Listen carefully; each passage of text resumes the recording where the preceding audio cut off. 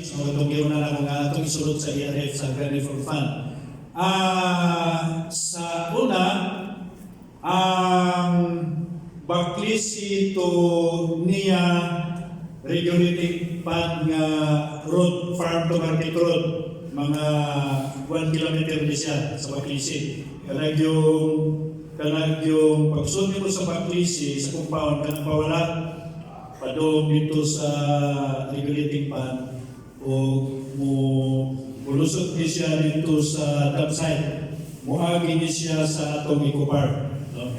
Mao na atong i-propose nga tourist site. So muna sa isang priority na ito ng farm to market road. Ang ikaduha, ang junction sa Anas, kanang sa pagpasunod yun sa Baklisi, das tulay, padong ni siya sa Lilo. Sa Lilo, kanatag mga ERBs po niya. So, budagan po ni siya mga 3.6 kilometers. Muaging nga po ni siya dito sa cruising, katong primero na segment. Doon ang segment ito sa Baklisi, padong patrosinyo.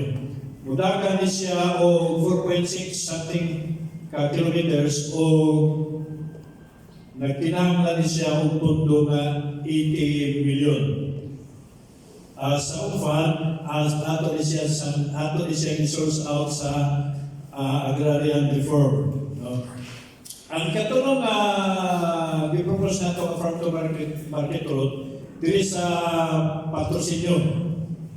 Kanang sa junction, katong Carpin Plaza na road, patuyo dito sa may eskwelahan.